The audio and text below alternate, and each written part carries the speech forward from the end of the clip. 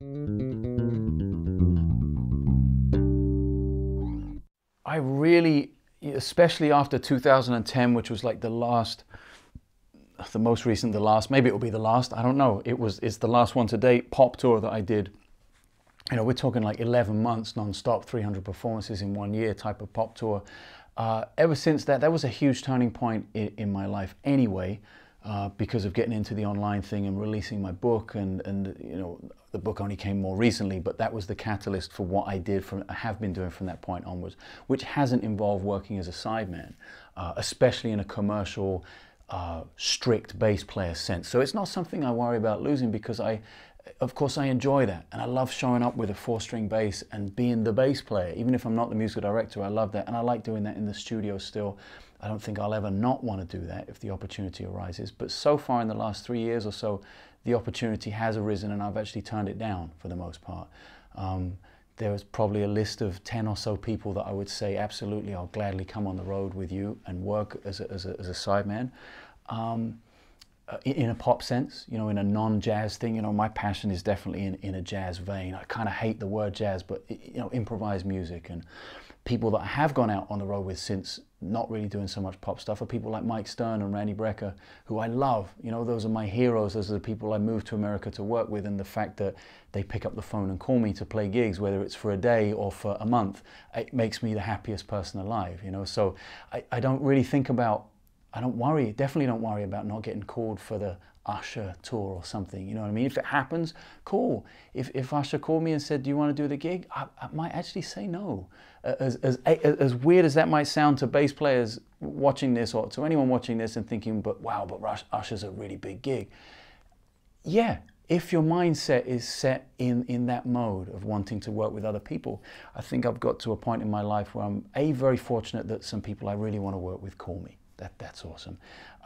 Even more fortunate that I'm happy doing it, which is the most important thing at the end of the day for me. It's not the name of the person I'm working with, or the profile, or the magazine, or the piece of equipment, or the bass. It's whether I'm happy or not doing it. So a quick side story to illustrate that: I've just been in the studio in Sweden making an album. I was playing a homemade 1-string bass on several cuts, and I had to hit it with a drumstick. So really, it was the most low-tech thing I think I've ever done, short of singing or stamping my foot and it being recorded.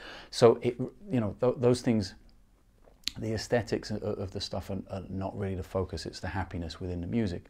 One of my practice routines, and one of the tools I use to maintain, I don't know, sanity as well as playing stuff, is to put 20 or so songs in an iTunes playlist, 20 songs that I've never played before. So it might be an AC/DC song and an Usher tune perhaps, and a Michel Ndegeocello tune and some Chopin, and put it in a playlist and hit play.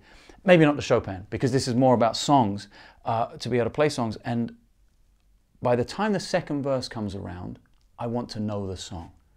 So I jam along the first verse and the first chorus, and by the time the second chorus comes along, I'm in. That's the goal, you know, to develop my ear, to maintain my groove playing, especially if I'm not touring a lot. I basically play a show a night if I can, you know, an hour and 15 minutes of songs I've never played before. So in that sense, I love the music. I could play along to a Sam Cooke record for a week and not get bored, or Otis Redding or Marvin Gaye or somebody like that.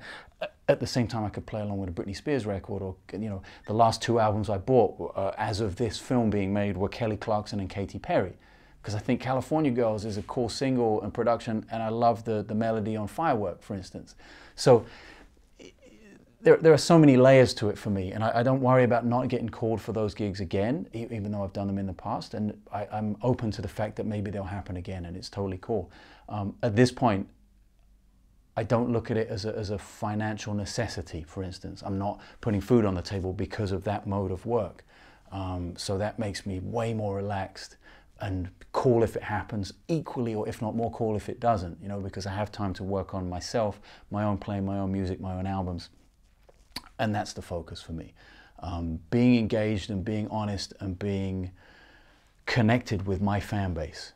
Whether those are people who enjoy seeing me play a 4-string bass on the stage with whoever, or whether those are people who enjoy listening to Theatre by the Sea and seeing me play with Peter Erskine, whatever context. I'm concerned about being connected and engaged with those fans and with those other musicians, and that's my focus.